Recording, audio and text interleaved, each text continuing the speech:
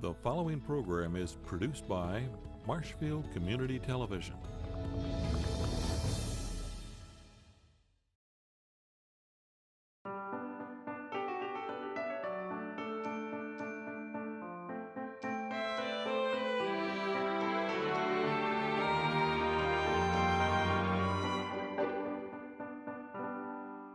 Since our last show, we went to Wilton, to Chicago, to the big cake decorating company.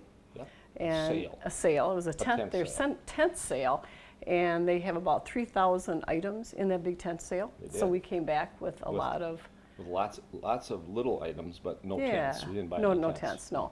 Our friend Dick from Cedar Rapids wanted to know how many tents we needed to buy, but Right. I It told was him none. we didn't need any Yeah. tents. Yeah, we should though, because we're out of garages after the garage sale. Yeah. Yeah. And then on the way back, we ended up heading back up north to Hartford, Wisconsin, where we stayed at a bed and breakfast called the Westfall Mansion. Yeah, it's pretty And we cool. just like to put in a little plug for them because it was a really nice couple that has purchased the place and refurbished the entire 3-story mansion in like 8 months. Right. It's fabulous. It's beautiful. So it's the most reasonable bed and breakfast really that we've seen, and Right. serve a nice breakfast the next morning, gave us advice on a good place to eat at Yeah. the mine shaft Mine the night shaft, before. I'm Too much food. I'm still carrying a couple pounds of that around. It was Yeah. Lots of.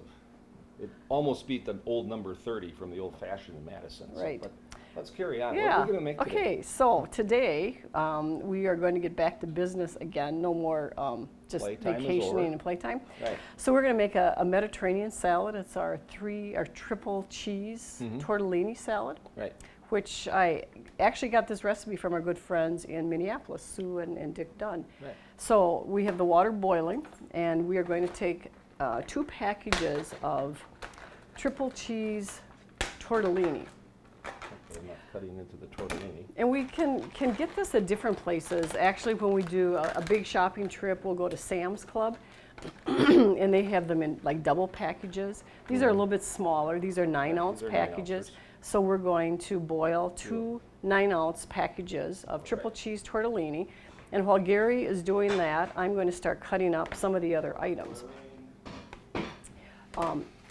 One of the things that I'm going to start cutting is a can of artichokes.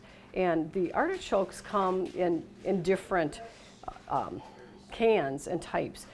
These, I think, are a medium artichoke, and they're halves. Some of them will be sliced, finer, but otherwise, just doing the halves, and then we're actually just going to slice them in half because you like to be able to taste your artichokes in the salad.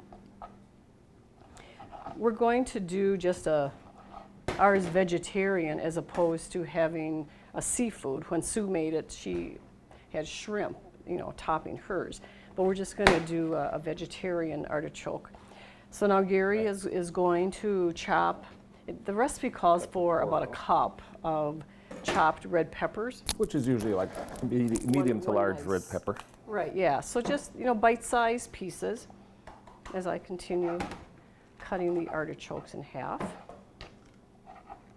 And it also calls for a cup of mushrooms, and these are the baby bellas, is that correct? Baby bells. Yep. Which are actually brown as opposed to the button mushrooms that are white. And the baby bells are a little bit more firm than the white mushrooms that you see so often in the store. So And you've got your tortellini boiling for 7 minutes. I should turn the timer on. That always helps.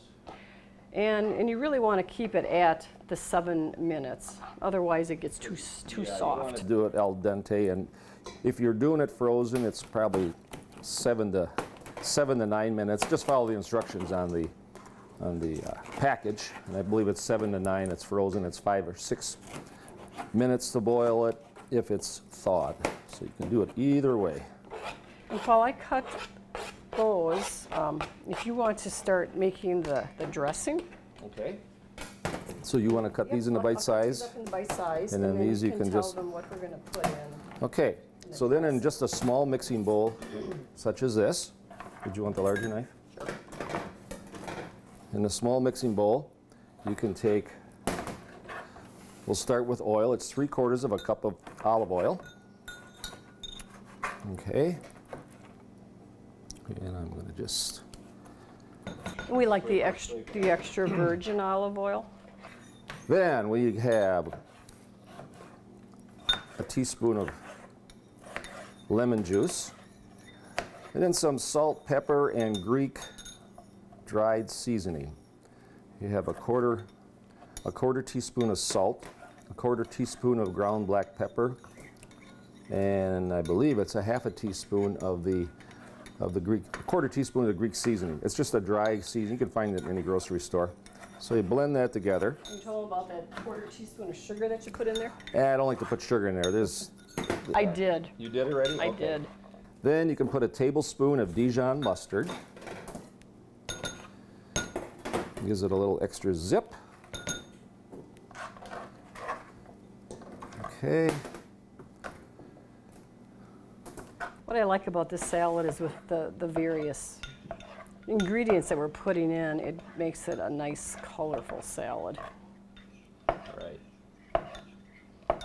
And on the dressing, you just keep stirring it around. The Dijon mustard's a little bit difficult sometimes to get dissolved, but no worries there. You just go ahead and stir it for a minute, and it should be fine.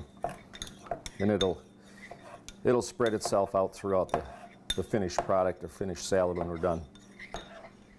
And I'm also going to chop a cup of Kalamata olives. And I'll help you with that. And Gary often says, oh, let's just use, just black olives, which you probably could. I like the flavor is a little bit different. The Kalamata is the Greek olive that we like to use for this. And I like to cut these lengthwise, like this. And if you're careful in your shopping in the stores, you can find pitted and sliced Kalamata. When I bought these, the one day I was at the store shopping for these, they didn't have pre-sliced. So that gives me something to do. And sometimes we will While do our pasta is boiling. shopping in Madison. So there's a couple of favorite stores that we go to, and so we can sometimes find the chopped or the already pre-sliced olives there. And you can cut these any direction you want to. I'm going to go stir the pasta. When I do pasta, I always like to give it a couple stirs through its time cycle. Okay, so I've got, this is probably more than a cup, obviously, of olives, and or of mushrooms, and you can really add extra items.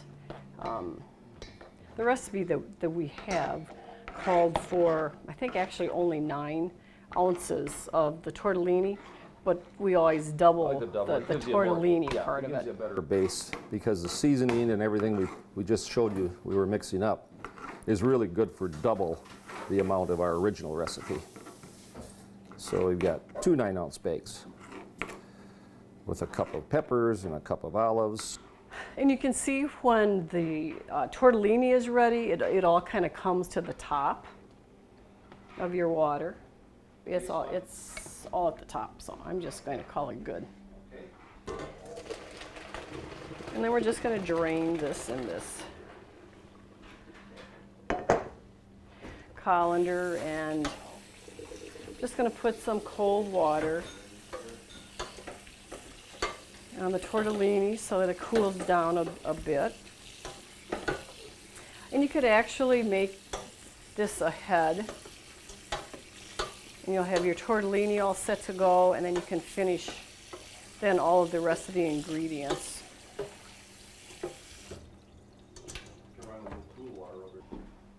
Okay, so we're all set here. Yep, got a drip pan, okay. So we're good here. As I was saying, you could do your tortellini ahead of time and have that all set to go. And just add that to the rest of our ingredients here. It's out of your way. It's a little steamy now. Typically we would cool down the tortellini,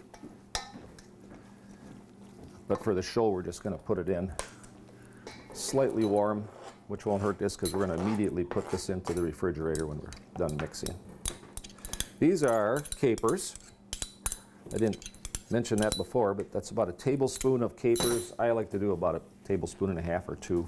Capers are very tasty little, they're almost like little baby olives. They're a marinated item which has the same flavor, vinegar flavor like olives. Now, And I think the first time we ever had capers, it was at your sister's in Florida, and they had capers with salmon over a hollandaise, yes.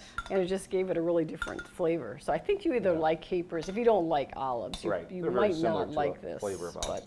I'm not going to put all that in right now. I'm just going to mix this up for now. And we're going to cool this down in the refrigerator. And you can let this sit overnight, marinate it overnight, let it sit before you serve it tomorrow. And if it's a little bit dry, you can always add the rest of the salad dressing.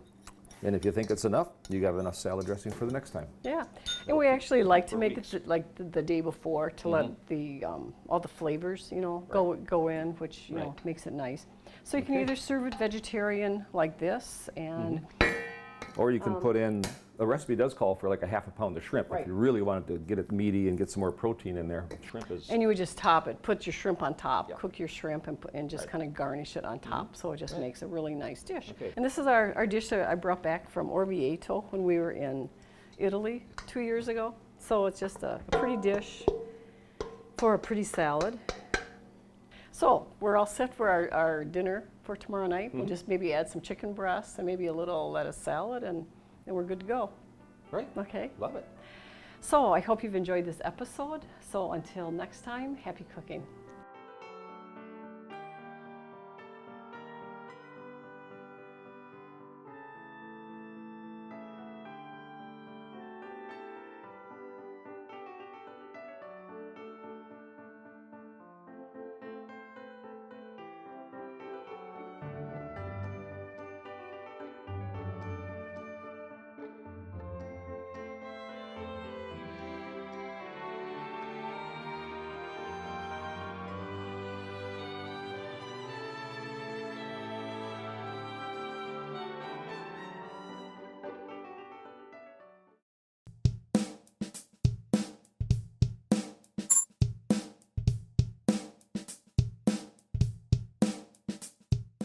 See, she can be replaced, can't she?